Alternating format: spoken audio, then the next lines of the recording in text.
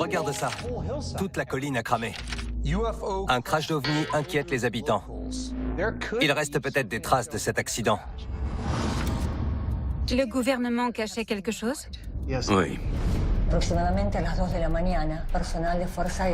Ils leur ont confisqué les photos et les ont intimidés.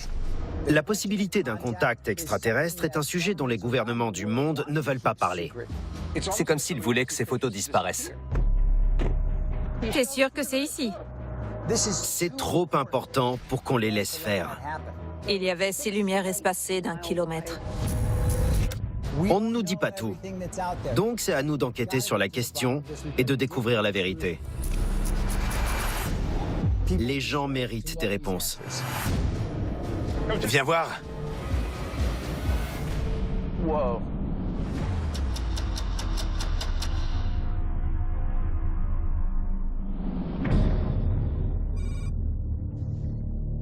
Il y a eu énormément de signalements d'OVNI à proximité de volcans. Et ça fait potentiellement des siècles que ça dure. Il y a une récurrence, ça c'est certain. Mais quel est le rapport entre les volcans et ces contacts? L'enquêteur Mike Cole et le spécialiste en analyse des conflits Michael Livingstone mènent une enquête visant à prouver la possibilité d'un contact extraterrestre avec notre planète. Au Chili et au Mexique, ils ont découvert un grand nombre de signalements d'OVNI, tous observés aux abords de volcans actifs. Toutes les données nous poussent à croire qu'il y a un lien avec les volcans.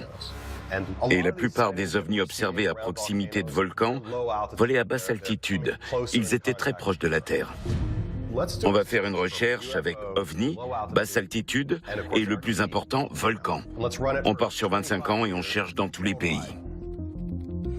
L'équipe utilise le logiciel d'analyse de liens de la CIA pour établir une corrélation entre les signalements, les volcans et les phénomènes anormaux survenant à basse altitude. Regarde ça. On a beaucoup de signalements à Phoenix. Il n'y a pas de volcan là-bas, si? Je regarde. Il y a 3 sites volcaniques. 2 champs volcaniques et un cratère volcanique qui se trouve à moins de 150 km du centre-ville. Jusqu'ici, on n'avait encore jamais eu autant de témoignages sur une seule affaire. Et ils parlent tous du 13 mars 1997. Ils concernent tous la même date. Même jour, même heure. Écoute, 5 lumières qui formaient un V. Ouvre une des photos. D'après les témoignages, ces lumières étaient à basse altitude.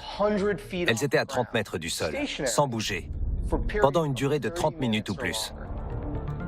C'est le parfait événement à étudier.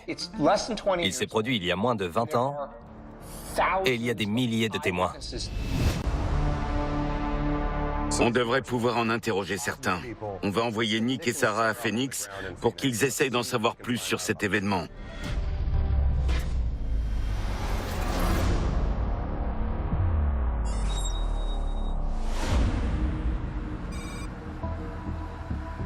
On ne peut pas se baser sur des croyances. Il nous faut des preuves et je suis curieuse de voir ce qu'on va découvrir à Phoenix. Nick Carnesi, agent de renseignement des Marines, et Sarah Crodas, astrophysicienne et journaliste, sont à Phoenix pour interroger le docteur Lynn Kitaï. L'une des rares personnes à avoir immortalisé les mystérieuses lumières qui volaient dans le ciel le 13 mars 1997. Bonjour, entrez. Je suis impatient de rencontrer le docteur Lynn. C'est une véritable chance de pouvoir étudier des images, parce qu'avec le temps, les témoins peuvent avoir la mémoire qui leur joue des tours.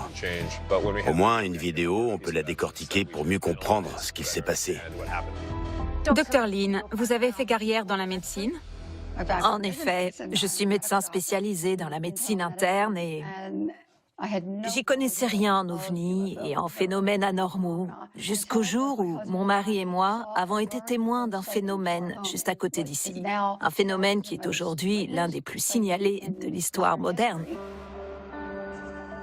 Et je fais partie des rares personnes qui ont réussi à enregistrer une vidéo du phénomène étrange qui s'est produit dans le ciel cette nuit-là. Vous voulez la voir? Oui. Vous filmiez d'où? Du balcon. Quand j'ai levé les yeux pour la première fois, il y avait 6 lumières espacées d'1 kilomètre qui formaient un V. Le temps que j'aille chercher ma caméra et que je règle l'image, il n'y avait plus que 3 lumières. C'était d'énormes globes lumineux. Et ils ne projetaient pas la lumière comme le ferait une lampe normale. C'est comme si la lumière était emprisonnée dans chaque globe.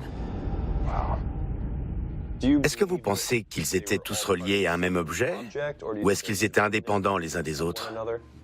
En me basant sur la vidéo et sur ce que j'ai vu, je dirais qu'ils étaient rattachés à quelque chose, mais j'arrivais pas vraiment à distinguer de structure. Combien de gens ont signalé ces lumières? Plus de 10 000 personnes. Tant que ça? Et ça s'est reproduit. Combien de fois? 6. 6 autres fois. À Phoenix, au même endroit. En 97, 98, 2001, 2002, 2003. Ça a duré plusieurs années. Cette femme a vu plusieurs phénomènes au fil des ans. Et ce que j'aimerais comprendre, c'est ce qui a poussé ces lumières à revenir exactement au même endroit à Phoenix. Et qu'a fait le gouvernement à la suite de tous ces témoignages? Rien. Ni l'armée, ni le gouvernement. Donc j'ai appelé toutes les bases militaires pour essayer d'obtenir des informations. J'ai parlé aux gens les plus haut placés et ils n'avaient aucune explication. Mais un mois plus tard, la responsable des relations publiques de la Garde nationale aérienne m'a appelé et m'a dit qu'ils avaient lancé plusieurs projectiles cette nuit-là, des fusées éclairantes militaires. Les fusées éclairantes bougent de façon imprévisible et elles clignotent parce que leur lumière vient de la combustion d'un produit chimique. Ils font souvent des exercices, donc j'ai déjà vu des fusées éclairantes de notre balcon. Elles sont reconnaissables et ce n'étaient pas des fusées dans le ciel. D'après moi, cette explication ne tient pas debout. Je m'y connais en fusée éclairante et ça ne ressemble pas à ce qu'on voit sur la vidéo. Je pense qu'il s'agit d'autre chose. Mais quoi? Il faudrait qu'on parle à un membre du gouvernement local.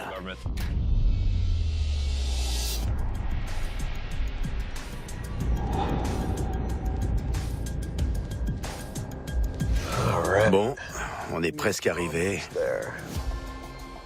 Nick et Sarah se rendent dans la banlieue de Phoenix pour rencontrer une ancienne membre de la municipalité qui était en poste lorsque les lumières sont apparues. T'imagines avoir une preuve du gouvernement? Frances Barwood était conseillère municipale et adjointe au maire. Bonjour. Entrez.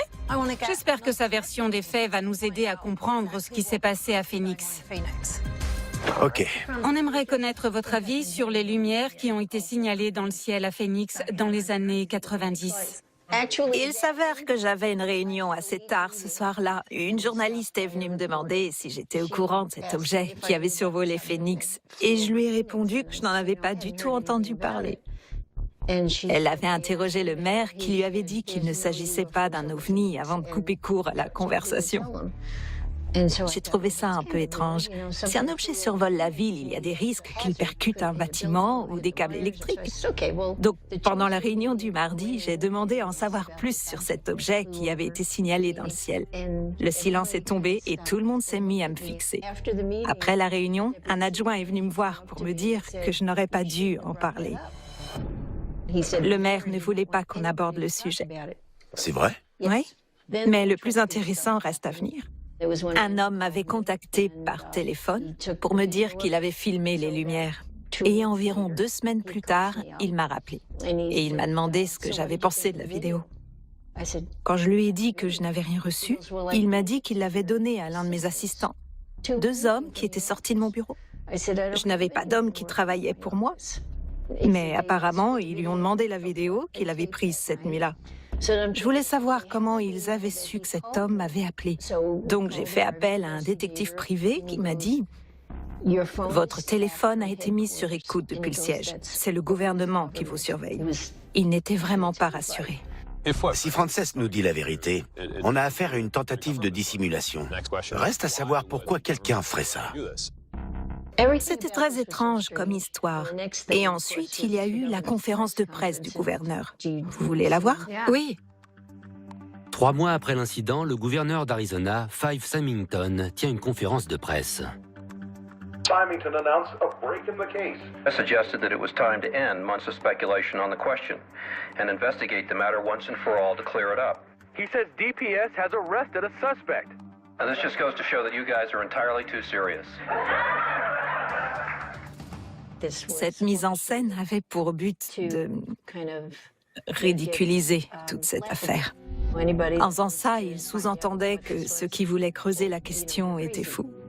Et c'était intéressant parce que d'abord, c'était le maire qui ne voulait pas en parler et ensuite, c'était le gouverneur qui en rigolait, alors qu'il n'était pas du genre à faire des blagues. J'ai donc décidé d'envoyer une lettre au sénateur McCain, qui ne m'a jamais répondu. Donc je me suis dit qu'il y avait forcément quelqu'un d'encore plus haut placé qui les empêchait de parler de tout ça. Je ne comprends pas ce qui leur fait si peur.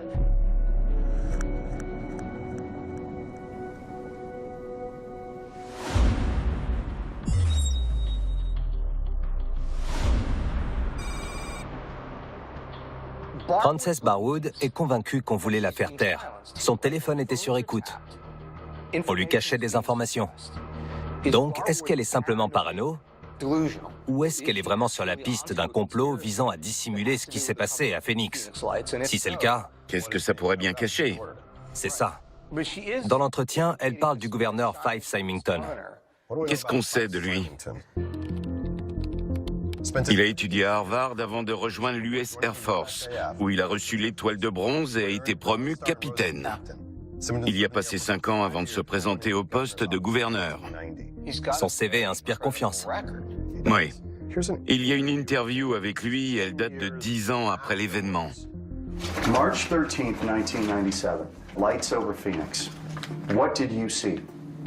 Well, I saw a huge craft just kind of come right over Squaw Peak. It's nothing like anything I've ever seen. And you're an Air Force guy. Yeah, and a pilot. Do you believe it was something from the U.S. government that they were No. kind of flying around? No, this was totally different. I think this was technologically far advanced. C'est tout le contraire de ce qu'il a déclaré dans la conférence de presse. Carrément. Quand il est gouverneur de l'Arizona, il dit que les lumières n'ont rien d'anormal. Mais dès qu'il prend sa retraite, il dit non seulement que les lumières de Phoenix ne proviennent pas de notre planète, mais qu'il les a lui-même vues. Unquestionably, it was a UFO, which means unidentified flying object. Est-ce que quelqu'un aurait ordonné à Symington de tenir ses propos? À qui le gouverneur de l'Arizona doit-il rendre des comptes? Au gouvernement fédéral. Tu penses que c'est possible qu'il y ait ce genre de complot au sein du gouvernement? Il n'y a aucun doute que le gouvernement fédéral utilise des tactiques de démenti et de dissimulation. C'est un concept connu des renseignements. La désinformation en fait partie, tout comme les opérations clandestines et les secrets. Le gouvernement fédéral peut très bien être à l'origine de ce complot. On a des preuves qui suggèrent que le gouvernement a tenté de dissimuler ce qui s'est passé à Phoenix. Et ce qui m'intrigue vraiment, c'est que les témoins disent que ces lumières sont apparues à Phoenix plusieurs fois au fil des ans. Ça s'est reproduit au même endroit. Ça a duré plusieurs années. Voyons ce qu'on trouve sur des ovnis à Phoenix. Phoenix est classée comme la deuxième ville des États-Unis à avoir le plus grand nombre de signalements d'ovnis. Depuis l'an 2000, Phoenix compte une moyenne de 178 signalements par an. Ça fait quasi un tous les 2 jours. Si le gouvernement essaie de dissimuler ces phénomènes, il y a forcément une trace écrite. Est-ce qu'on ne peut pas trouver quelque chose dans les documents déclassifiés? On va utiliser le logiciel pour faire une recherche à Phoenix avec les mots-clés signalement et documents, sans mettre de limite de temps.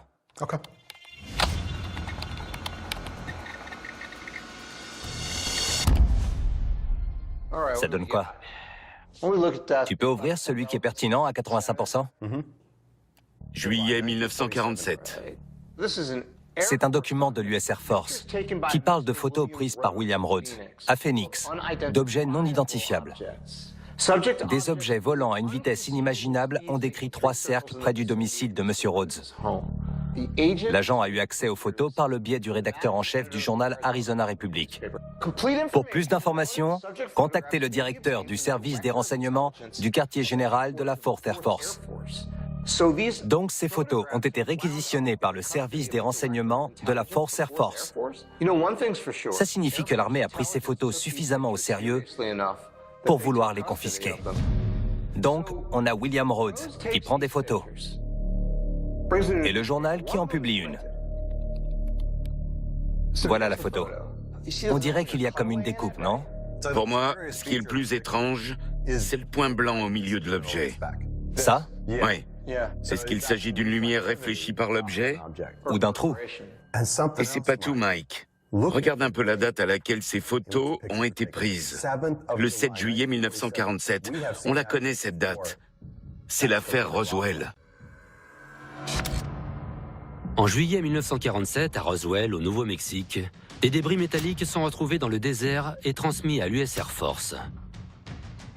Le 8 juillet 1947, un communiqué de presse de l'armée annonce qu'un disque volant a été retrouvé dans le désert. De là est née l'affaire d'OVNI la plus commentée de l'histoire. Donc, le jour où le journal publie la photo de William Rhodes, à 800 km de là, l'armée rend l'affaire Roswell publique.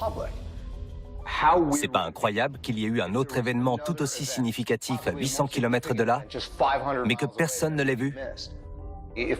Si l'Air Force avait des hommes dont la mission était de faire de la désinformation, est-ce que ce ne serait pas possible que le gouvernement ait déjà cherché à dissimuler quelque chose en 1947? Est-ce que cet événement pourrait nous aider à comprendre pourquoi il y a autant de signalements à Phoenix? Si William Rhodes est en vie, on doit lui parler. Il faut qu'on le trouve.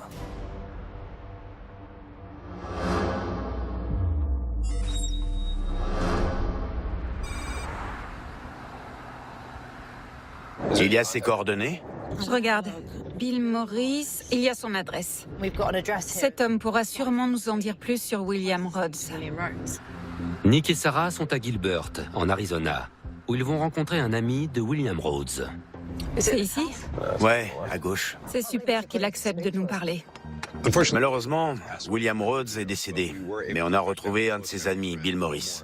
Il a accepté de nous dire ce qu'il savait sur le phénomène dont Will a été témoin, et on espère que ça pourra faire avancer l'enquête.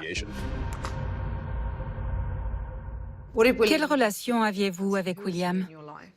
Eh bien, mon père n'était pas présent, donc Will était comme un père pour moi. Vers la fin de sa vie, j'aidais sa femme à s'occuper de lui. Il me manque beaucoup. Vous faisiez partie de la famille? Oui.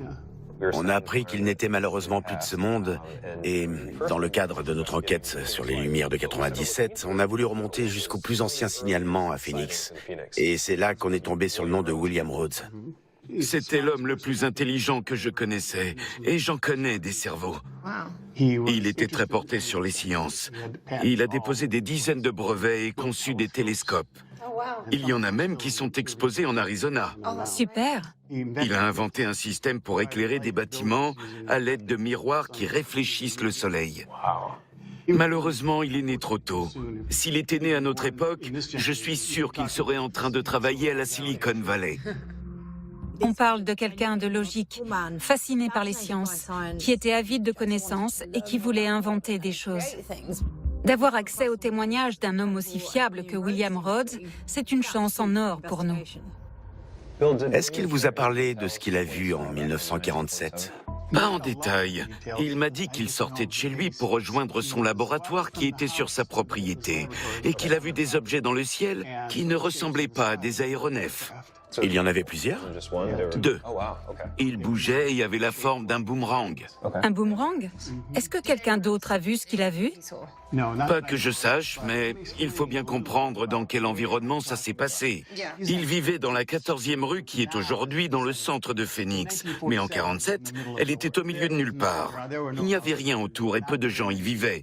Donc ce n'est pas très étonnant qu'il n'y ait pas d'autres témoins. Il a pris son appareil et a pris des photos. Est-ce qu'il vous a dit ce qu'il pensait que ça pouvait être? Un objet volant non identifié. Il ne cherchait pas à faire d'hypothèses ou à tirer des conclusions. Après avoir vu ces objets, est-ce que c'est lui qui est allé voir le journal ou quelqu'un l'a contacté? Je ne sais pas exactement comment ça s'est passé, mais le journal a eu vent de l'information et peu de temps après, le FBI a interrogé tous ses proches. Vraiment? Oui. Oui, il était un scientifique remarquable. Et ce qui l'a vraiment agacé, c'est qu'il dépeigne un portrait de lui qui était complètement faux. Ils l'ont fait passer pour le fou du quartier qui vivait au crochet de sa femme, et j'en passe. Vous voulez dire que le gouvernement a discrédité William au sein de la communauté? C'était leur but. Le FBI a terni sa réputation. Ils l'ont discrédité. Qu'est-ce qu'il a vu de si important? Où se trouve l'original? Le gouvernement a toutes les photos. Vraiment? Vous pensez que le gouvernement cachait quelque chose? Oui. Je pense qu'il a vu quelque chose qu'il n'était pas censé voir, donc ils l'ont pris pour cible. J'aurais bien aimé voir ces photos. Oui. À sa mort, j'ai conservé certaines de ses affaires. Son labo était intéressant. J'ai sauvé ce que je pouvais et tout est ici, si ça vous intéresse. Oui, bien sûr. Ok. Merci. Bill a conservé des affaires de William qui proviennent de son ancien laboratoire. Suivez-moi. Ils l'ont fait taire, mais espérons qu'il ait laissé des preuves. Peut-être qu'on trouvera des indices qui pourront illustrer ce qu'il a vu en 1947 et nous aideront à y voir un peu plus clair.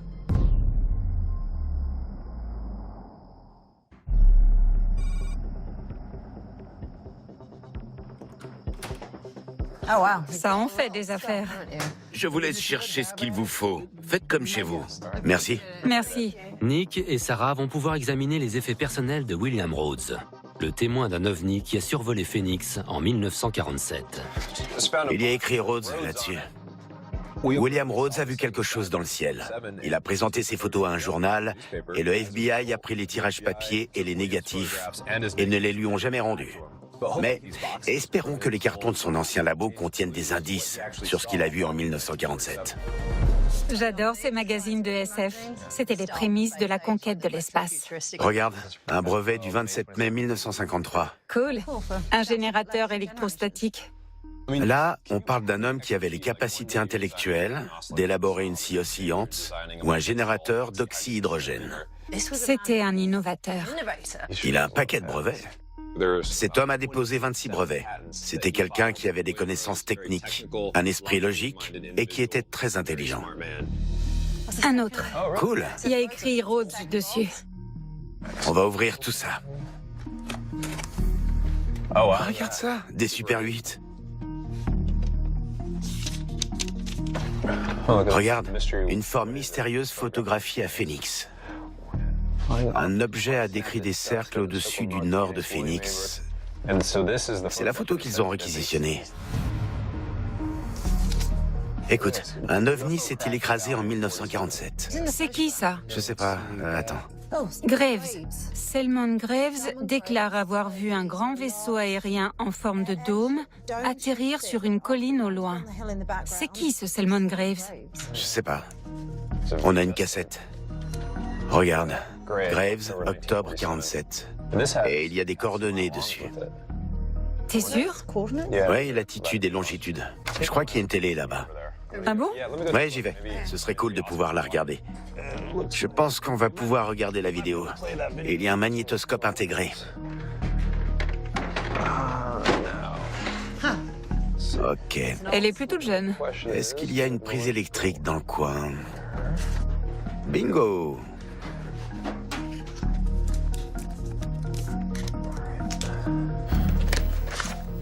C'est parti.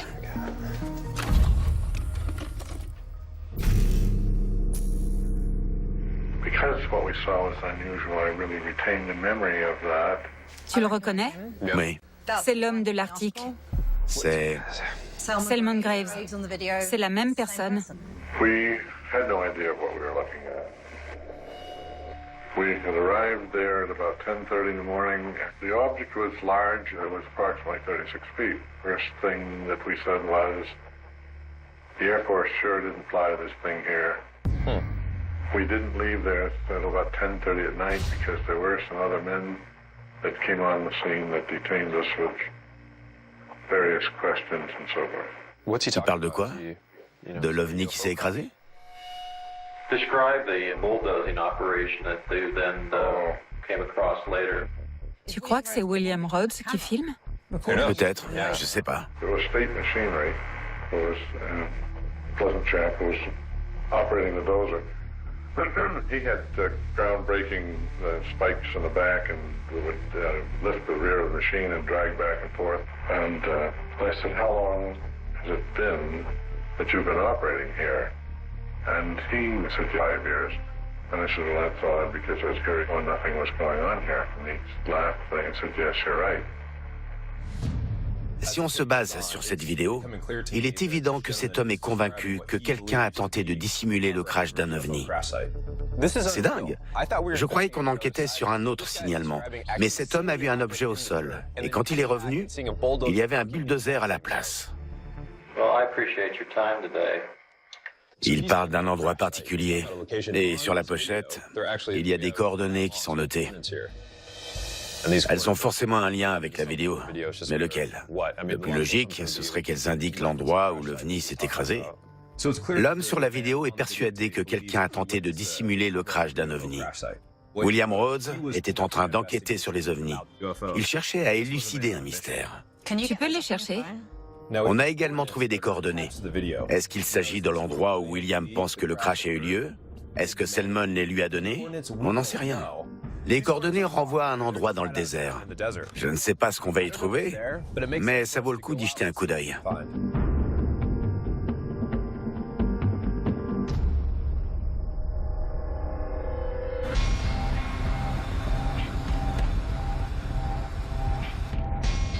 Ces coordonnées remontent à plusieurs décennies, donc l'endroit n'a peut-être plus rien à voir avec ce qu'il était à l'époque.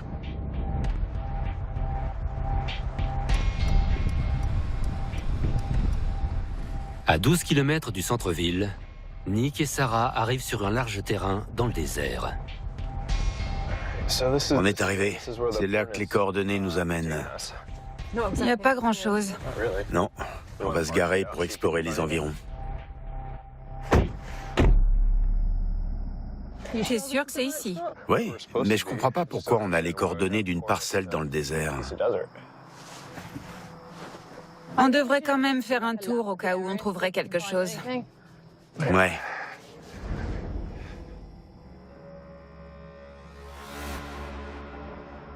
Il n'y a rien. On a suivi les coordonnées de la vidéo, mais on n'a encore rien trouvé qui puisse faire avancer notre enquête. Mais il ne faut pas oublier qu'on parle de quelque chose qui s'est passé en 1947, il y a plus de 50 ans, donc ce n'est pas non plus très étonnant qu'on ne trouve rien. Sarah? Oui? Viens voir.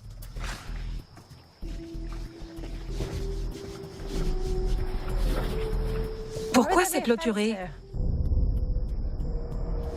On continue.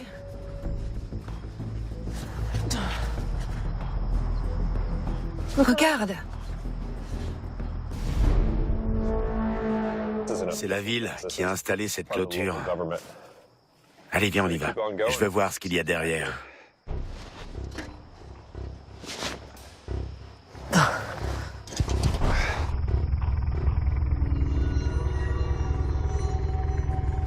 Je pense qu'on devrait rentrer au plus vite. Pas encore. Pourquoi ils ont clôturé cet endroit? À cause de ça? Regarde.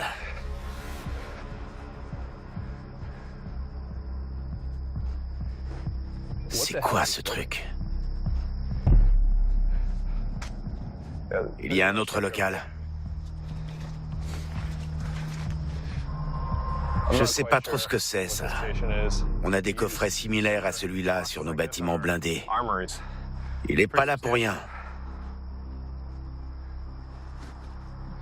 On est tombé sur une deuxième structure en béton qui avait une porte, des barbelés et une antenne sur le toit. Le bâtiment était complètement vide, mais celui qui a conçu ce local a tout fait pour que personne ne puisse entrer dedans. À 50 mètres du bâtiment, Un déversoir. Nick tombe sur de nouvelles infrastructures. J'ai l'impression que c'est d'ici que l'eau arrive. C'est manifestement un barrage. Je suis étonné qu'on soit tombé sur un barrage. Je ne m'attendais pas à ça, surtout dans un désert. Si on se base sur la théorie du complot, ça cache peut-être quelque chose. Pourquoi on a atterri ici? Est-ce qu'il y a quelque chose enfoui sous ce barrage? Pourquoi cet endroit est-il si important?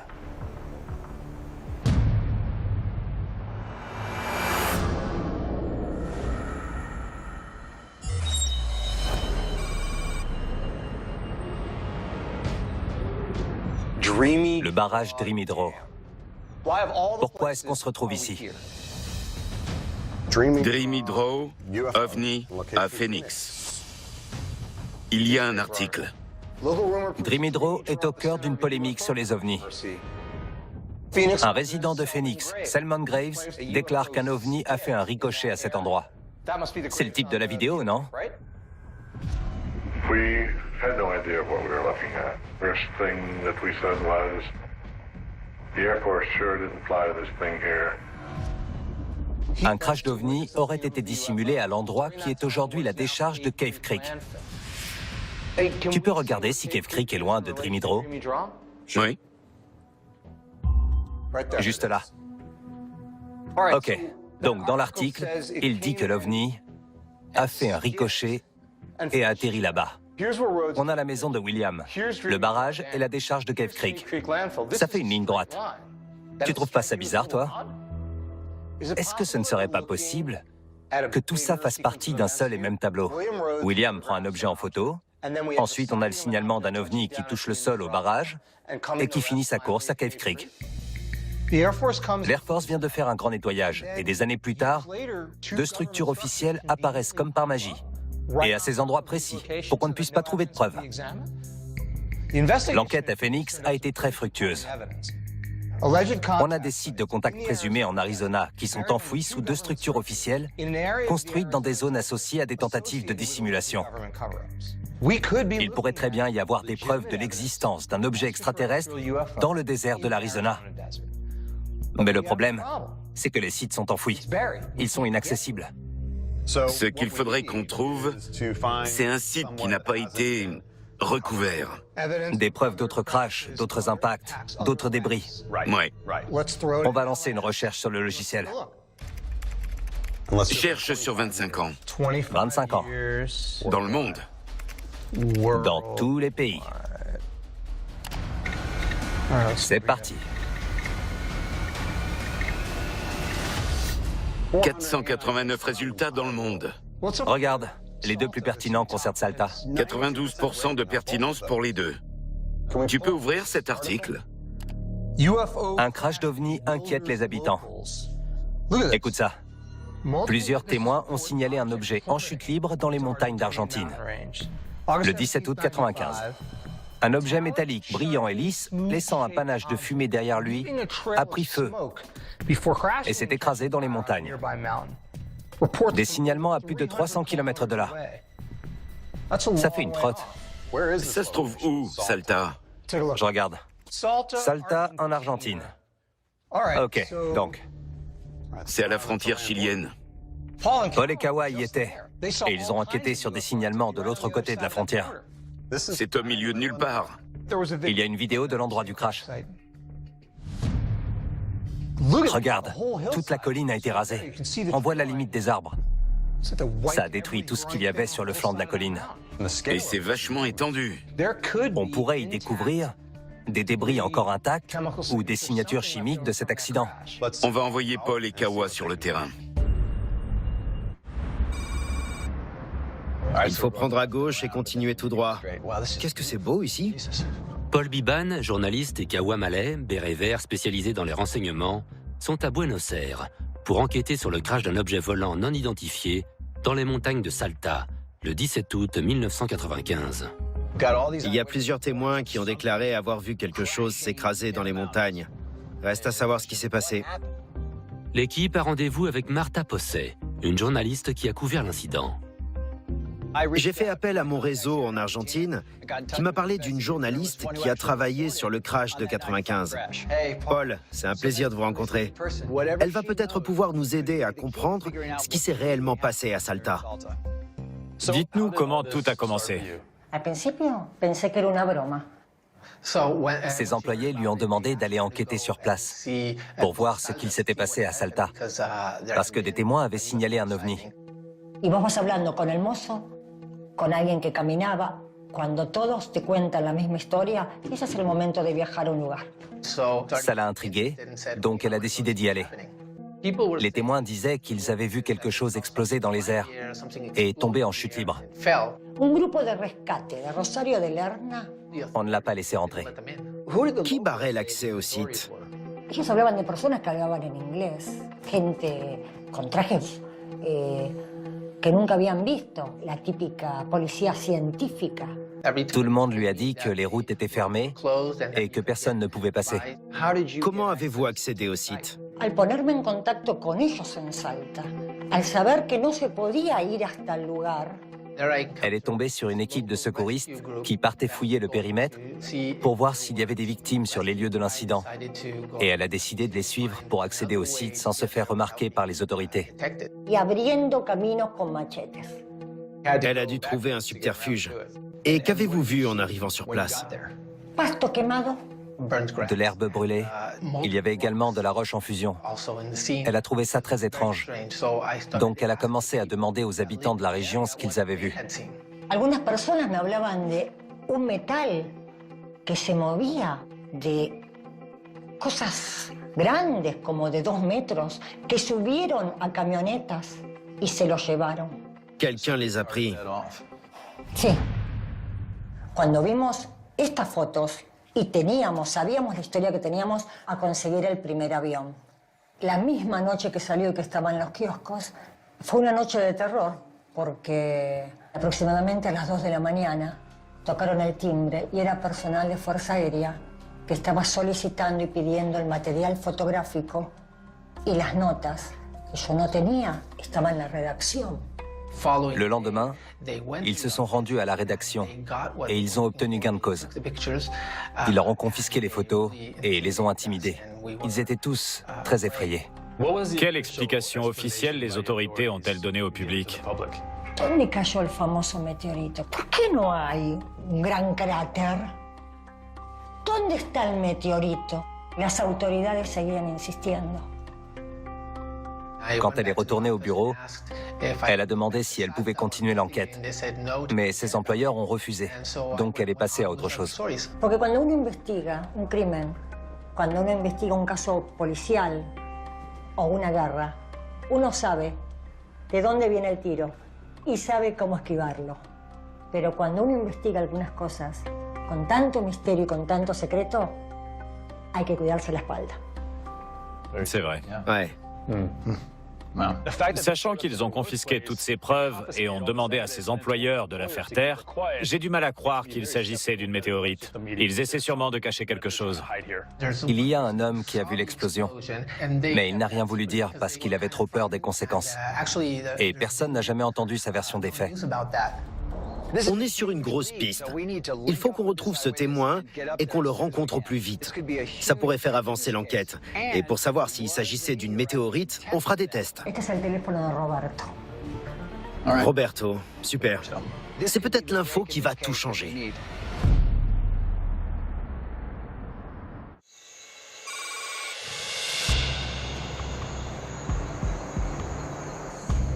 Ça fait des heures qu'on roule. J'espère que cet entretien avec Roberto va payer. Paul et Kawa sont au cœur des montagnes de Salta, en Argentine, pour enquêter sur un ovni qui se serait écrasé dans cette zone le 17 août 1995. C'est une histoire de dingue. D'un côté, on a des habitants de Salta qui déclarent avoir vu un ovni s'écraser dans les montagnes. Et de l'autre, on a les autorités qui parlent d'une météorite. Qu'est-ce qui s'est réellement passé là-bas? Tout ce que j'espère, c'est qu'on trouvera le moyen de déterminer s'il s'agissait ou non d'une météorite. Ou d'autres choses. Ouais, c'est ça. On testera la Terre. Ouais.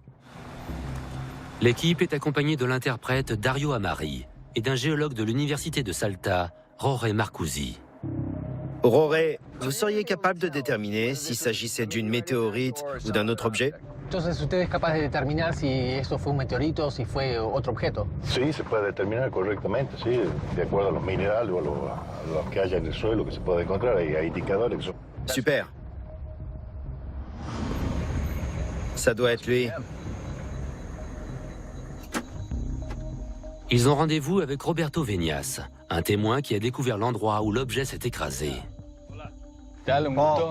Enchanté, moi c'est Kawa. Merci d'avoir accepté de nous voir. Pouvez-vous nous expliquer ce que vous faisiez à ce moment-là? Al día siguiente es cuando vimos el 17 de agosto que nosotros estábamos yendo con un amigo y justo a las 9 de la mañana aproximadamente vimos un flash. Dans l'explosion, un morceau s'est détaché et a atterri de ce côté de la colline. Il était curieux de voir ce que c'était, donc il est parti à sa recherche. Vous pouvez nous y amener? Sí, sí, no hay problema. Allons-y. Super. Roberto nous guide. Et je ferme la marche au cas où quelqu'un se blesserait. Il y a plein de serpents ici. Venimeux? Oui. L'équipe doit effectuer une randonnée de 8 km pour rejoindre l'emplacement exact de l'accident. Ça se dégage par là. On y est presque. Putain. Wow.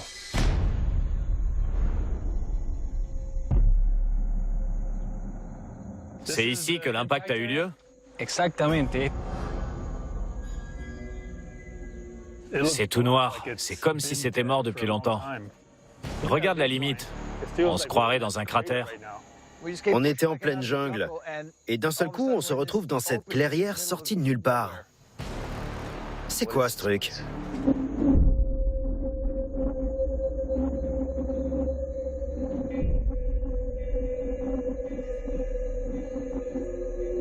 C'est bizarre, ça devrait être la jungle ici.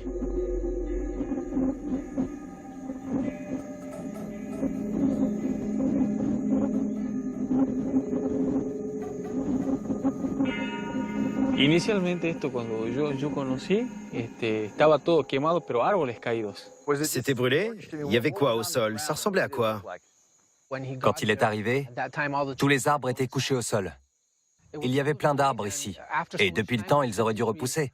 Mais c'est pas le cas. Roberto, quand vous avez vu la scène pour la première fois, ça vous a fait quoi?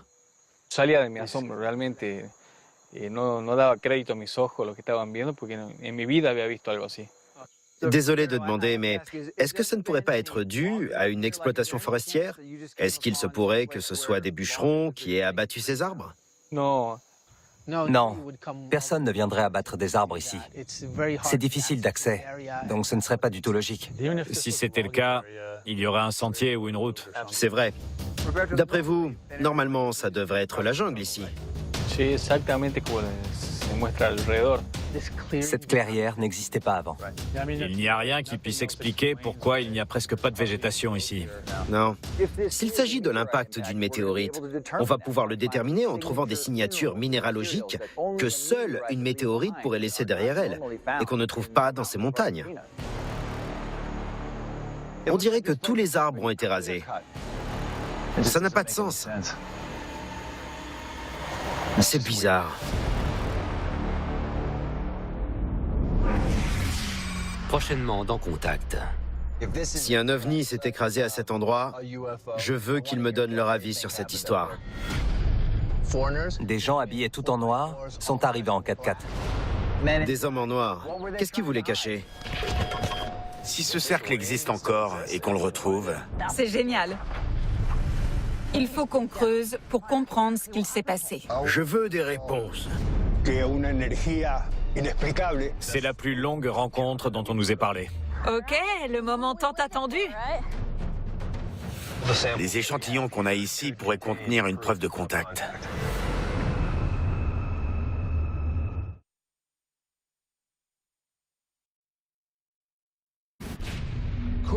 Est-ce qu'il s'agit d'un impact causé par un objet extraterrestre? On a l'impression que c'est un incident isolé, mais c'est peut-être pas le cas. La vérité se cache quelque part et c'est notre devoir de mettre le doigt dessus. Ça signifie que ce n'était pas une météorite. Le gouvernement a menti. Hors de question que je parte d'ici les mains vides. Est-ce que ce qui s'est écrasé était un ovni? Je veux des réponses. C'est la plus longue rencontre dont on nous ait parlé.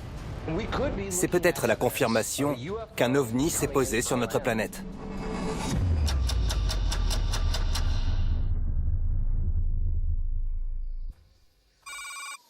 C'est encore loin?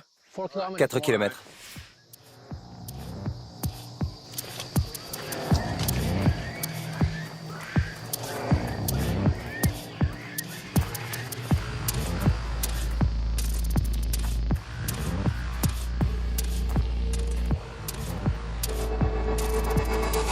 C'est encore loin? Encore une demi-heure? Une demi-heure? Ouais. Roberto Venias conduit l'équipe à l'endroit où il a été témoin du crash d'un OVNI le 17 août 1995. Ça se dégage là-bas. Le gouvernement a déclaré que l'objet observé par Roberto n'était autre qu'une météorite. Le gouvernement soutient qu'il s'agissait d'une météorite. Donc il faut qu'on détermine ce qui s'est écrasé ici. On va faire tous les tests possibles et ne négliger aucun détail. On y est presque.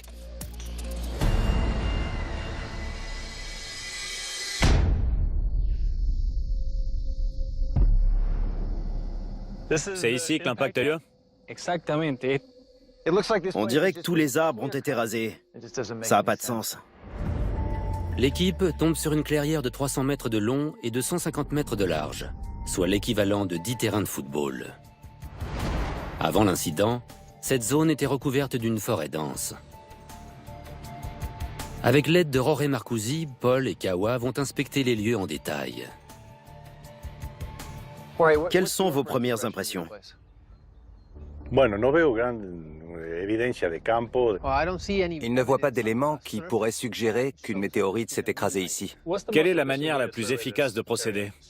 Le détecteur de métal va permettre de déterminer s'il y a de fortes concentrations de métal. Donc Paul voudrait que tu t'en occupes. Nickel. Et Kawa, il va t'expliquer comment prélever des échantillons de terre. Ok. Nickel.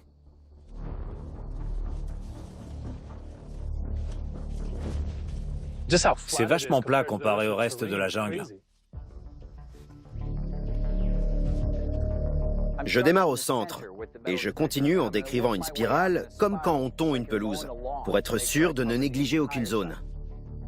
En général, les météorites contiennent beaucoup de fer. Donc, si c'est bel et bien une météorite qui s'est écrasée ici, il devrait y avoir des concentrations anormales de fer et des débris éparpillés un peu partout. Je l'enfonce à une profondeur précise ou le plus loin possible? Plus le prélèvement sera profond, mieux ce sera pour analyser les échantillons. Ok. En plus de détecter la présence de métal, l'équipe prélève des échantillons tous les 15 mètres pour déceler des anomalies qui pourraient déterminer ce qui s'est écrasé au sol. Est-ce que vous remarquez quelque chose d'étrange? Bueno, hasta ahora que es un material muy blando, así de un impacto acá no se puede hablar. Le gouvernement a décrété qu'il s'agissait d'une météorite. Mais ça fait des heures qu'on examine le terrain et le géologue ne pense pas que ce soit une météorite. On va attendre les résultats des analyses, mais pour l'instant, je pense qu'il s'est passé autre chose. Quelque chose qu'on ne peut pas expliquer.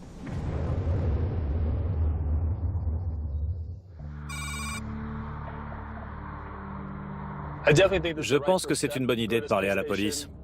Ils sont forcément au courant de ce qui s'est passé.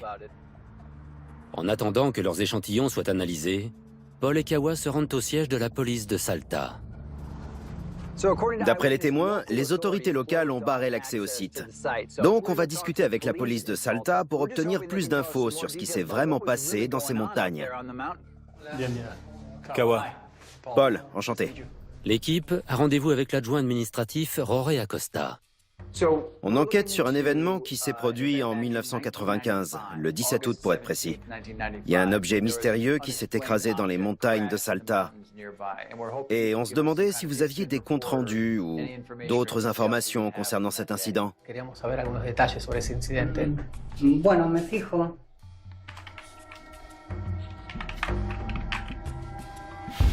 No tenemos registrado en la computadora sobre eso tipo de incidente que haya pasado. Ils n'ont aucune information? No tenemos registrado acá eso. Est-ce que vous connaissez quelqu'un qui en saurait un peu plus? Pueden hablar con mi superior, que es el comisario, el jefe de la comisaría. Il y a eu un énorme crash dont des milliers de personnes ont été témoins, et le fait que la police municipale n'ait aucune trace de cet incident est très étrange. Le directeur de police, Adolfo Torres, rejoint l'équipe. On se demandait si vous aviez des comptes rendus concernant cet objet qui s'est écrasé.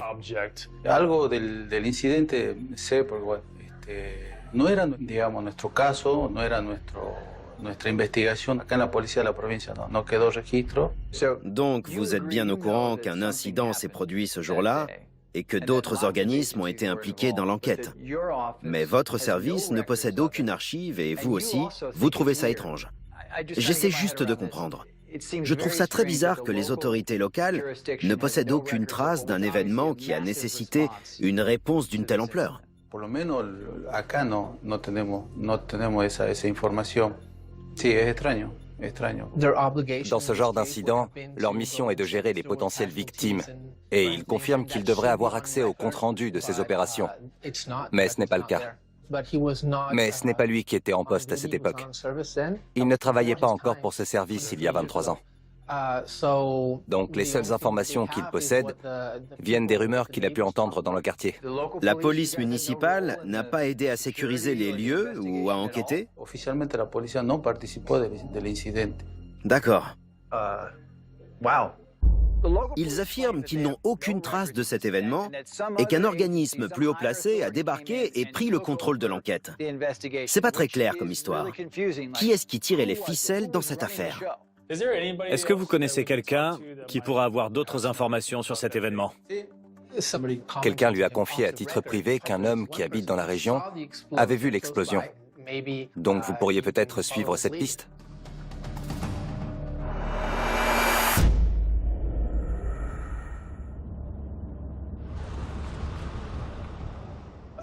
Je suis curieux d'entendre ce que le témoin a à dire.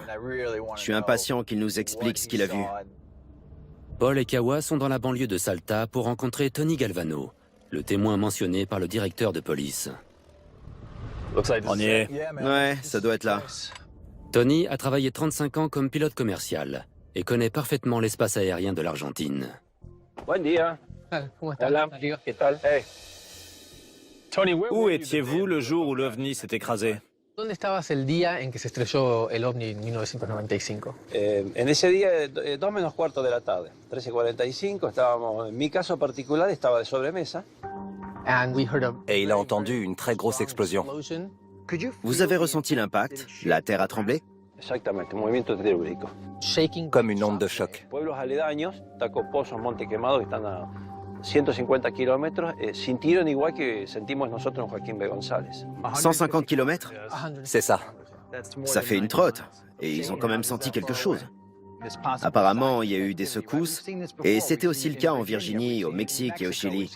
Étant donné qu'il s'est passé la même chose en Argentine, ça veut dire que c'est un facteur commun à tous ces signalements d'OVNI. Qu'est-ce que vous avez fait? Fui directamente, hay una pista en el pueblo, tenía el avión engarado en la pista. Il a essayé de se rendre à l'endroit où l'explosion avait eu lieu. Cuando iba sobrevolando, veo hacia adelante una gran mancha blanca. C'était une traînée de poudre blanche et elle devait mesurer environ 500 mètres de large et 2 km de long. Toute la zone de l'impact était brûlée et les arbres étaient couchés au sol. Mucho olor, había mucho olor como azufre. Ça vous a inquiété? Est-ce que vous aviez peur que ce soit toxique, dangereux? Oui. Ouais, ça m'étonne pas. Je ne sais pas quelle est l'origine de cette substance blanche qui se trouvait au sol. Est-ce que sa présence était due à l'explosion? Ou alors, est-ce qu'elle était due à la décomposition de l'objet en lui-même? Je suis perplexe. Quand vous êtes arrivé sur les lieux, l'impact faisait quelle superficie? El área de impacto tendría aproximadamente unos 2 kilómetros de largo y el ancho que fue limpiando, digamos, donde la onda expansiva actuó, unos 500 metros de ancho.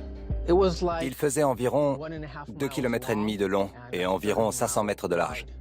C'est énorme. Tu m'étonnes. Est-ce que vous avez remarqué des débris, des morceaux? No. Bueno, ese día aterrizo 7:30 de la tarde y bueno, abajo ya había periodismo, gente, muchísimo movimiento. 2 heures après l'incident, les routes étaient bloquées et personne ne pouvait plus accéder au site. Donc, vous êtes en train de dire que 2 heures après l'incident, tout le périmètre était sous surveillance, c'est ça? Est-ce que vous avez vu qui bloquait l'accès? À quoi ressemblaient ces gens? Había gente de civil, ya había camionetas 4x4, había gente uniformada con uniformes negros. Il y avait des étrangers en civil et il y avait aussi des gens habillés tout en noir qui sont arrivés en 4x4. Certains d'entre eux parlaient un peu espagnol, mais ils étaient étrangers et ils ont bouclé le périmètre autour du site. Ah bon? Des hommes en noir qui apparemment n'étaient pas argentins.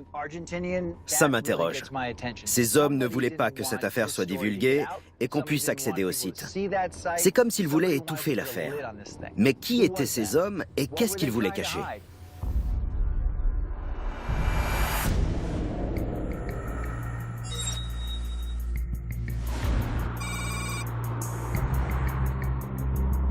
On a des nouvelles de l'Argentine. Le gouvernement argentin a déclaré qu'il s'agissait d'une météorite. Donc, on a effectué des analyses pour déterminer si cette théorie tenait la route, et les résultats sont en pièces jointes. L'enquêteur Mike Cole et le spécialiste en analyse des conflits Michael Livingstone étudient les résultats des analyses d'échantillons prélevés sur le lieu de l'impact, à Salta. Une analyse élémentaire a été effectuée pour déterminer s'il s'agissait d'une météorite. Ils cherchaient des éléments précis. Des éléments comme le fer et le nickel, la camacite ou le quartz choqué. Les analyses n'ont révélé la présence d'aucun de ces éléments. Autrement dit, ça signifie que ce n'était pas une météorite. Le gouvernement a menti? Oui. Ce qui s'est écrasé à Salta n'était pas une météorite. Donc si le gouvernement argentin a dit que c'était le cas, c'est qu'il cherchait à dissimuler quelque chose. Il n'a pas voulu communiquer sur ce qu'il s'est vraiment passé. On ne nous a pas dit toute la vérité. Ils ont aussi rencontré un pilote qui s'appelle Tony Galvano et qui a survolé le lieu du crash. Le périmètre a été bouclé par un organisme étranger et l'accès au site a été interdit en l'espace de 48 heures. Et il parlait anglais. Donc, si on résume, d'après Tony Galvano, un organisme étranger, et non pas le gouvernement argentin, a bouclé le périmètre tout autour du site et n'a laissé personne passer.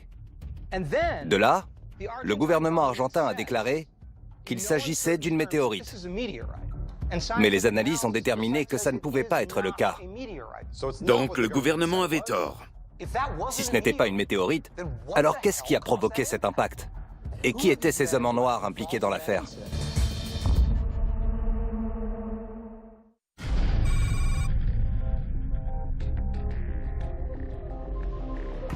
Encore un crash d'OVNI complètement occulté. Et le gouvernement a joué un rôle dedans. On est en train de parler d'un incident inexpliqué, dont on ne connaît absolument pas l'origine, et qui a eu un impact sur la surface de la Terre. Et on n'a aucune preuve qui nous permettrait d'expliquer cet incident, parce qu'elles ont toutes été cachées et supprimées. Oui. On doit changer de stratégie. Ce qu'il nous faut, c'est un événement du même type qui n'a pas été dissimulé. On va chercher ça. OVNI, poudre blanche, et on exclut les documents déclassifiés de la recherche. Je mets tous les pays. L'équipe recherche des accidents et atterrissages inexpliqués qui n'ont pas été étudiés par le gouvernement ou l'armée dans l'espoir de trouver des preuves qui n'ont pas été dissimulées. Ok, donc, on a 107 résultats, éparpillés un peu partout dans le monde. Et ça, pertinent à 94%. L'APRO, l'Organisation pour les recherches sur les phénomènes aériens. Un atterrissage a été signalé par 3 témoins à Delphos, au Kansas, le 2 novembre 1971. Le logiciel identifie un article concernant un signalement d'OVNI sur lequel le gouvernement ne semble pas avoir enquêté. À 19h, Ron Johnson, 16 ans, s'occupait de ses moutons quand il a entendu un grondement et observé un objet lumineux posé au sol. À l'endroit où l'objet s'est posé, Ron Johnson a observé un cercle phosphorescent. Après avoir balayé la Terre en surface, il a vu que la zone était recouverte d'une substance blanche. C'est la même chose qui s'est passé à Salta. Une espèce de poudre blanche.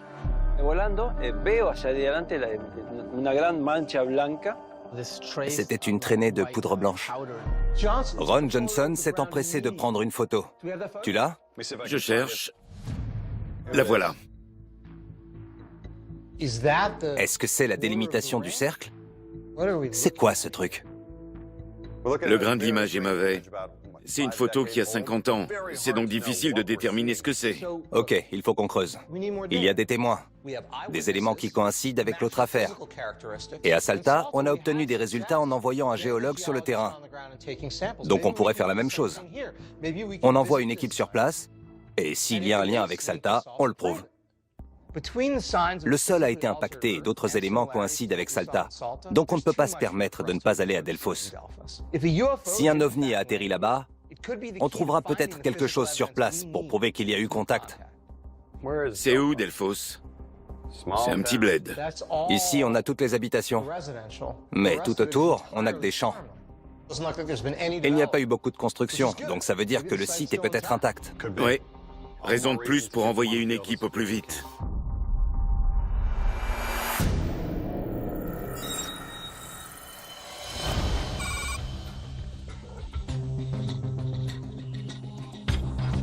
J'espère vraiment qu'on va réussir à retrouver Ron. Si ce cercle existe encore et qu'on le retrouve, c'est super. Nick Carnesi, agent de renseignement des Marines, et Sarah Credas, astrophysicienne et journaliste, sont au Kansas dans l'espoir de retrouver Ron Johnson, qui aurait vu un ovni se poser à Delphos. On va peut-être trouver des preuves. C'est génial pour notre enquête. C'est le patelin américain par excellence. Il peut pas y avoir beaucoup de Ron Johnson ici. Tout a l'air fermé.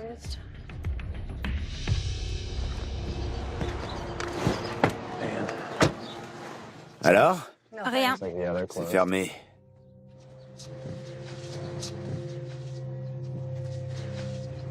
C'est fermé aussi.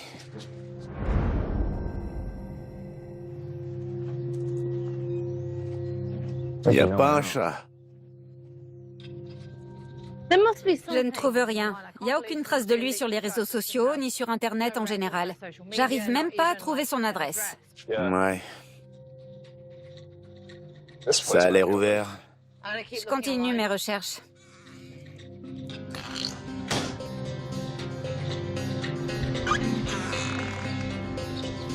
Malheureusement, ils ne le connaissent pas.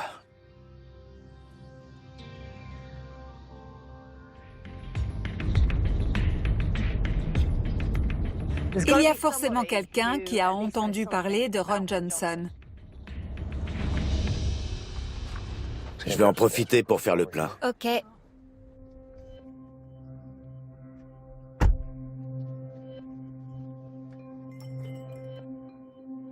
Bonjour. Comment allez-vous? Bien. Merci. Ça va peut-être vous paraître bizarre comme question, mais est-ce que vous connaissez Ron Johnson? Oui. C'est vrai?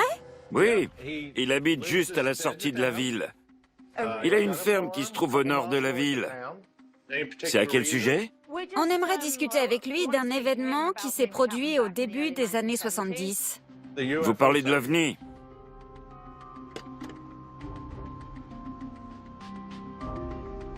Est-ce que vous auriez son adresse? Oui. Il habite loin d'ici? Ah, même pas 1 kilomètre. Où sont tous les gens? Tout a l'air fermé. On est un petit patelin et c'est calme aujourd'hui. Ok, merci beaucoup. Passez une bonne journée. Bonne route. Tu vas pas le croire. Quoi? J'ai eu l'adresse de Ron Johnson par le gérant. J'ai le pressentiment qu'il va pas vouloir nous parler de cette histoire.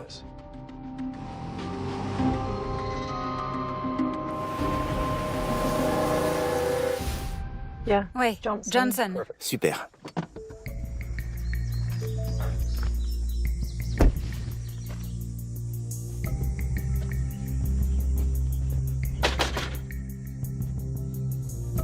Bonjour. Bonjour, moi c'est Nick. Enchanté. De même. Sarah, enchantée. Désolé de débarquer à l'improviste, mais on est en train d'enquêter sur le cercle de Delphos. Et on nous a dit qu'un certain Ron Johnson avait été témoin de cet événement. Donc, on essaie de le retrouver. C'est mon père. Ah bon? Et est-ce qu'il habite encore dans le coin? Ouais, il est ici. Ron Johnson a toujours refusé de parler aux médias. On aimerait connaître votre version des faits, si vous êtes d'accord. Oui, je vais tout vous raconter. Mais il accepte d'apporter son témoignage pour faire avancer l'enquête. Ça remonte à loin. J'avais 15 ans. Je suis rentré à la maison et mes parents m'avaient demandé de nourrir les moutons. Je m'apprêtais à passer la porte quand j'ai entendu une sorte de grondement. Quand j'ai regardé dehors, j'ai vu une lumière aussi vive que les étincelles d'un poste à souder ou que le soleil. Et la lumière planait à 50 cm du sol. C'est un objet ou une lumière? C'était une lumière qui avait la forme d'un champignon. Elle devait mesurer environ 2,5 m de large et environ 3 mètres de haut. Vous étiez à quelle distance? Je devais être à 10 mètres. Tout près. J'ai couru à l'intérieur pour avertir mes parents. On l'a regardée s'envoler et en quelques minutes à peine, elle avait complètement disparu, comme une étoile. J'ai dit à mon père de venir avec moi à l'endroit où elle s'était posée. Donc on s'est approché du cercle et il était en train de briller. Et quand ma mère a touché le sol, ses doigts se sont engourdis. Elle est rentrée à la maison en 4e vitesse pour aller chercher l'appareil photo et on a pris une photo du cercle. Ron montre à l'équipe une photo du cercle prise quelques instants après l'incident. Et un autre cliché, pris 4 ans plus tard. C'est le même cercle sur les deux. Ouais. Là, c'est en 1971 et là en 75. La marque est restée des années. Ouais. La Terre n'absorbait plus l'eau et même des années après l'incident, plus rien ne voulait pousser à cet endroit. Le cercle a subsisté des années et présentait des caractéristiques étranges. Il n'absorbait plus l'eau, rien n'y poussait. Comme la Terre n'évolue pas du jour au lendemain, il y a dû avoir un facteur extérieur. Dans ce cas précis, il s'agirait d'un ovni qui a fondamentalement modifié le sol. Est-ce qu'on pourrait y jeter un coup d'œil? Oui, on peut y aller tout de suite. Ron les conduit à l'endroit où l'incident a eu lieu, et qui est aujourd'hui un enclos à bétail. C'était juste ici. Le cercle est dessous. Je l'ai recouvert d'un demi-mètre de terre. Vous avez fait ça quand? Il y a une vingtaine d'années. Pourquoi? Parce qu'il y avait souvent des gens qui escaladaient notre barrière pour entrer chez nous et observer le cercle. Donc, vous avez préféré le recouvrir et tourner la page, c'est ça? Ouais. J'ai l'impression que cet incident a eu un réel impact sur votre vie. C'est le cas. On aimerait beaucoup faire venir des spécialistes pour vous aider à comprendre ce qui s'est réellement passé. Pour mettre toutes les chances de notre côté, il faudrait qu'on puisse creuser pour essayer de retrouver le cercle d'origine. Oui. Vous accepteriez qu'on rapporte des engins pour creuser le terrain? Oui. On a des outils et des technologies qui n'existaient pas il y a 50 ans. Et je suis sûre qu'en faisant appel à la science, on pourrait obtenir des résultats. Je veux des réponses, quelles qu'elles soient. Est-ce que cette terre présente des caractéristiques uniques et est-ce qu'il reste des preuves de ce cercle? Pour le moment, on n'en sait rien. Il faut qu'on fasse venir des renforts pour nous aider à creuser le terrain et prélever des échantillons. Il est hors de question que je parte d'ici les mains vides.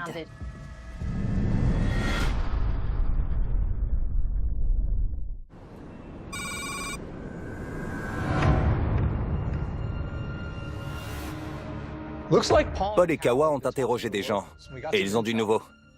Mike et Michael reçoivent des nouvelles de l'équipe qui se trouve en Argentine pour enquêter sur un potentiel crash d'OVNI aux abords de la ville de Salta, le 17 août 1995. Apparemment, des rumeurs disent qu'un ovni aurait atterri à l'aéroport international de Bariloche. Comme Salta, Bariloche se trouve dans la campagne argentine. Est-ce qu'il y a un lien? Ce ne sont plus des incidents isolés maintenant. On fait une recherche. Atterrissage, OVNI, panne à Bariloche.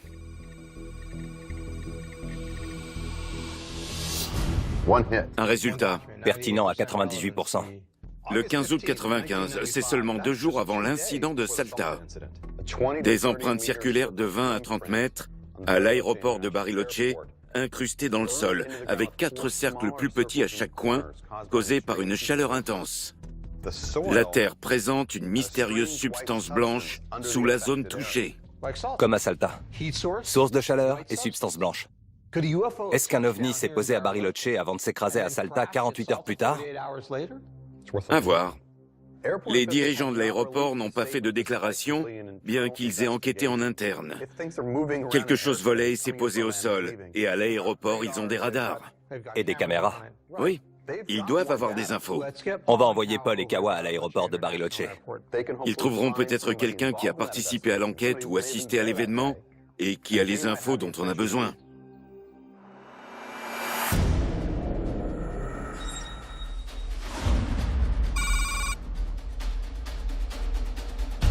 S'il y a réellement un objet qui s'est posé là-bas et qui est entré en contact avec la Terre, c'est pas rien. Ça peut bouleverser l'enquête. Et il s'agirait de l'atterrissage contrôlé d'un ovni. Ouais.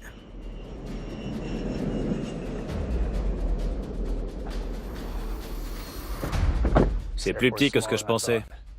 Paul, Kawa et leur interprète Dario arrivent aux abords de l'aéroport de Bariloche. Hola, buenos días. Ils ont rendez-vous avec Daniel Garcia, le superviseur de la tour de contrôle, au moment de l'incident de 1995.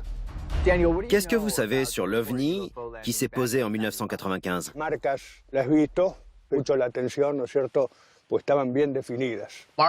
Il a vu des marques dans le périmètre de l'aéroport, qui étaient grandes et visibles. Vous pouvez nous les décrire? Elles étaient grandes comment? Aparentemente era una marca cilíndrica con otras más pequeñas, ¿no es cierto?, como patas de apoyo, aparentemente.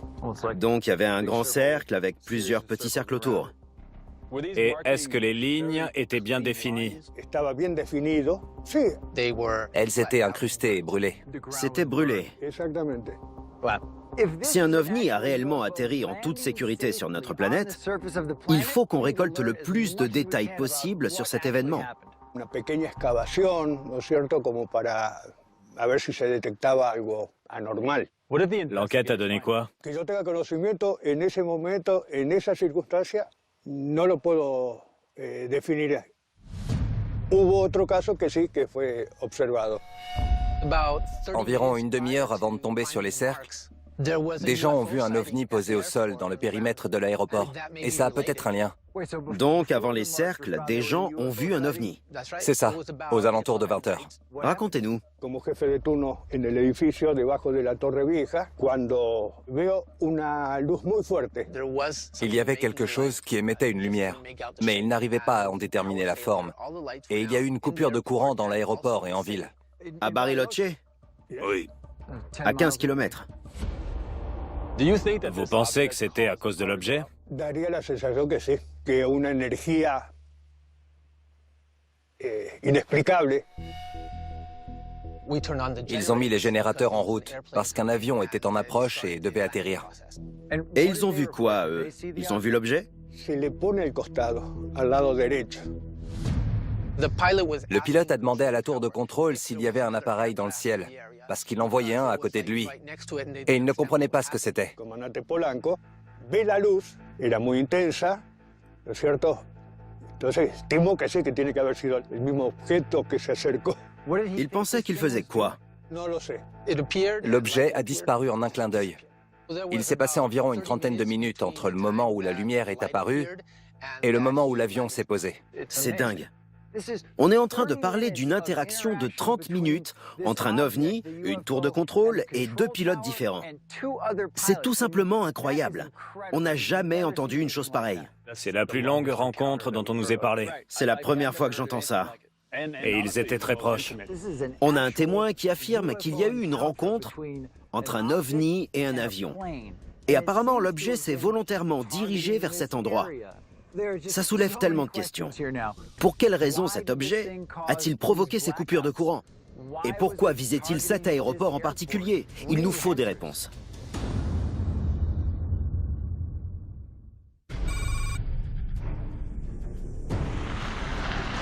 C'est eux. Oh, wow.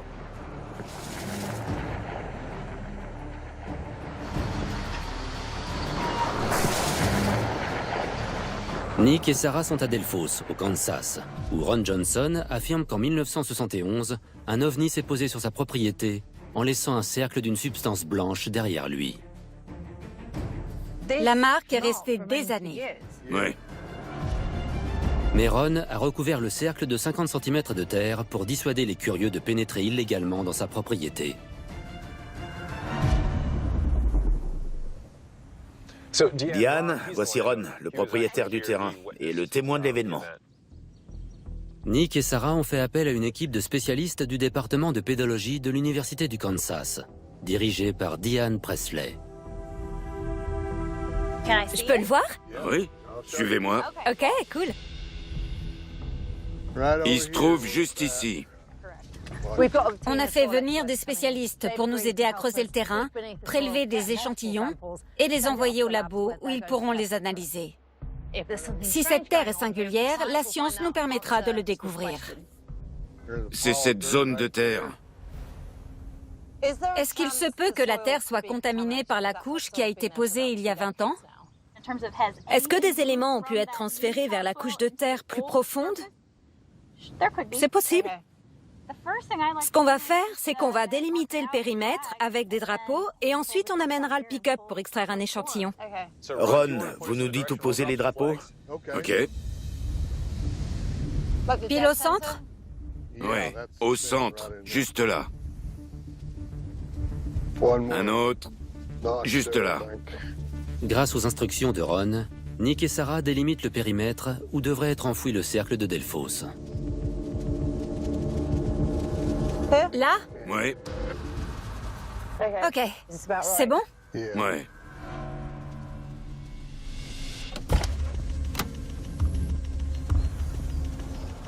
C'est cet instrument qu'on va utiliser pour faire nos prélèvements. C'est une sonde hydraulique. On va la démarrer.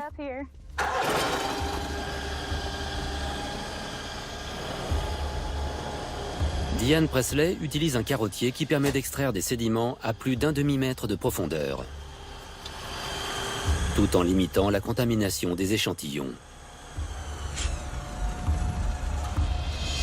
Ok, le moment tant attendu. Bon, voyons voir.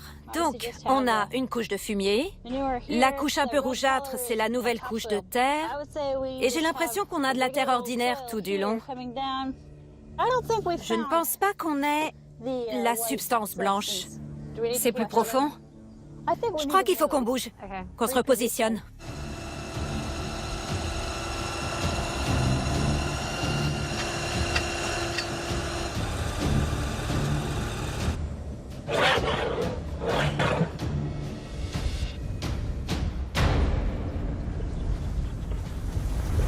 J'ai l'impression que c'est la même chose que les autres échantillons.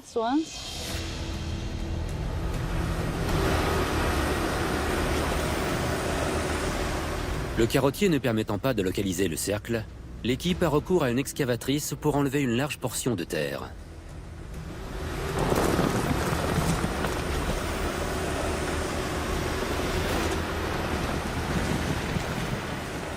On a une couche de terre, puis la substance blanche. Ça devrait être là. Oui.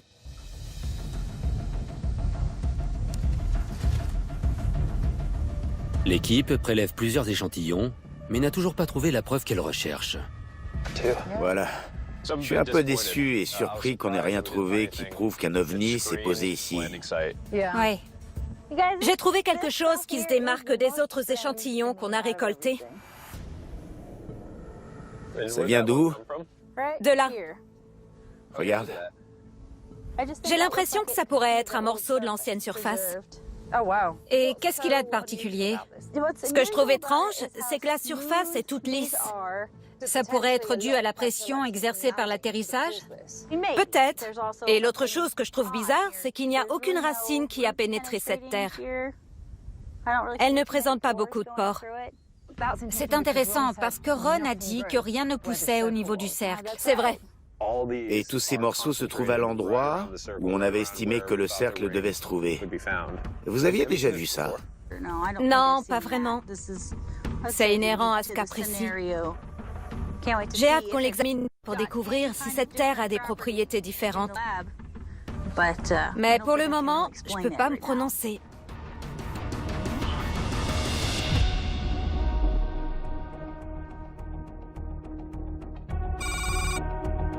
L'équipe se rend à l'université pour faire analyser les échantillons prélevés chez Ron Johnson.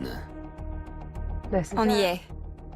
On espère que ces analyses nous permettront de découvrir des anomalies qui pourraient expliquer ce qui s'est posé au sol en 1971. Bonjour Gunga. Bonjour.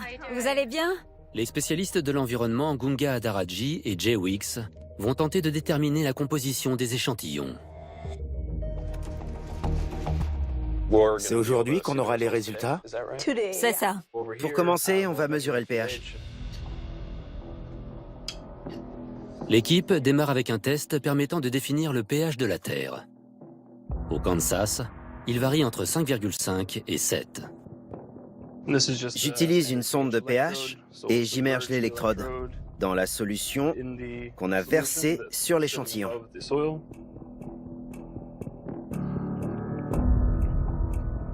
Elle a un pH de 9,12. C'est assez élevé comme pH. Un tel pH pourrait empêcher la végétation de pousser? Complètement, oui. Maintenant qu'on sait que son pH est élevé, c'est quoi le prochain test? On va utiliser la technique XRF, la spectrométrie de fluorescence X. On s'en sert principalement pour analyser la concentration de plomb des jardins publics et vérifier qu'il n'y a pas de contamination. L'analyseur émet des rayons d'une certaine énergie pour éjecter l'électron qui gravite autour du noyau de l'atome. Et l'énergie qui est libérée au cours de ce processus est évacuée sous forme de rayonnement fluorescent.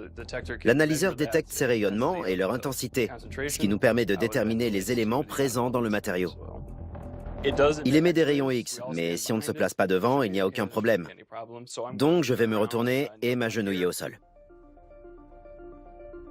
Ils n'ont pas effectué d'analyse sur les lieux à l'époque. C'est la toute première fois que cette terre est analysée.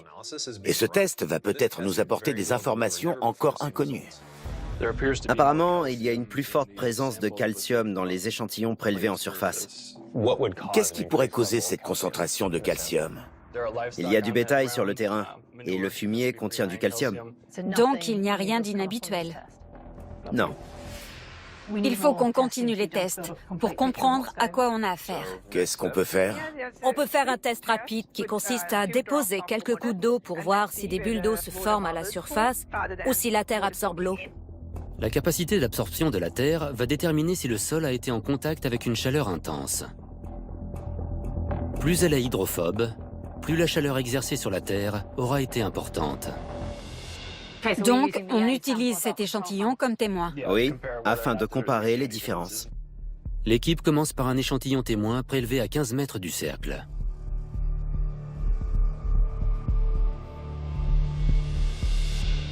L'échantillon témoin absorbe l'eau. Exact. Oui. Le premier test confirme que la Terre à l'extérieur du cercle absorbe l'eau. L'équipe va maintenant tester la Terre à l'intérieur du cercle, où l'OVNI se serait posé.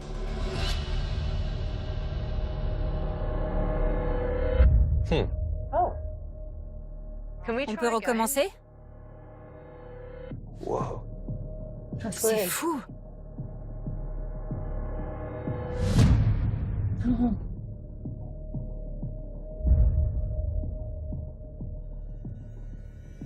Je m'attendais pas à ça. Moi non plus. Moi non plus. Cette terre n'absorbe pas l'eau. On a maintenant une preuve scientifique qui appuie la déclaration de Ron Johnson. Ron nous a dit qu'elle repoussait l'eau, et il n'est pas chimiste. Donc c'est intéressant que ça confirme ses dires. Ça les confirme, ouais. On a la preuve que quelque chose a modifié la composition du sol qui se trouvait à l'endroit où l'incident a eu lieu. C'est vraiment incroyable.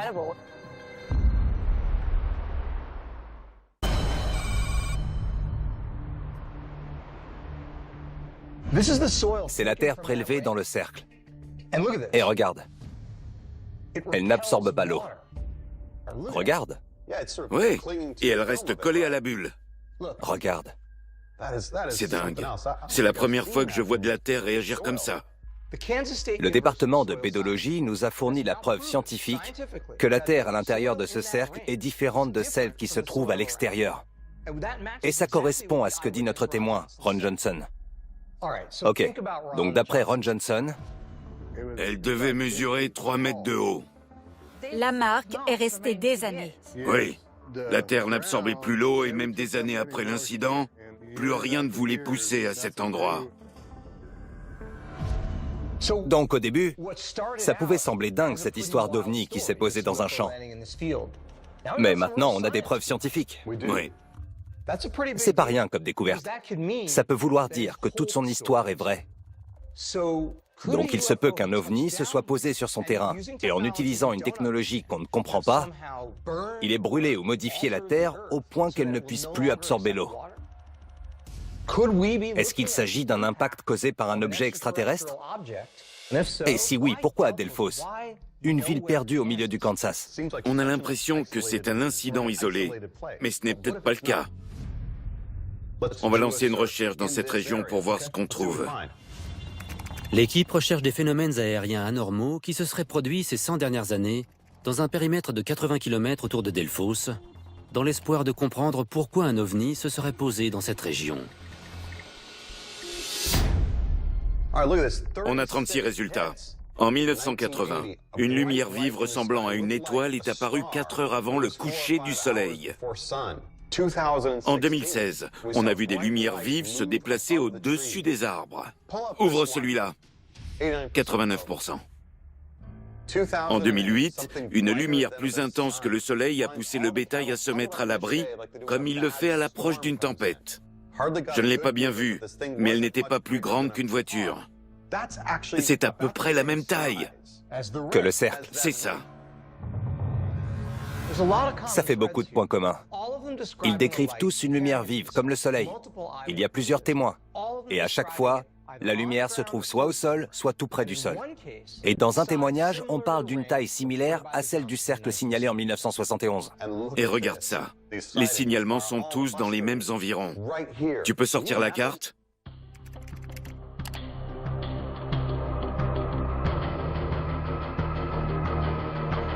Carnero au Kansas. On a 6 signalements dans un périmètre de 8 km². C'est bizarre. Carnero est un patelin à peu près de la même taille que Delphos. Qu'est-ce qui se passe à Carnero?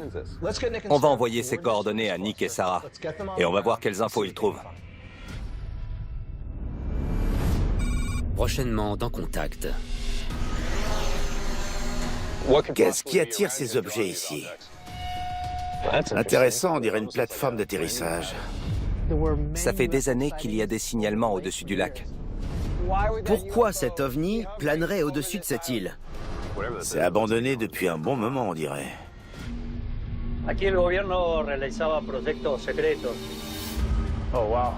C'est immense. C'est quand j'ai commencé à travailler pour la CIA que j'ai compris ce qu'était un secret. Quelqu'un est forcément au courant de ce qui se passe. Est-ce que tout ça a un quelconque rapport avec les signalements d'OVNI? Wow.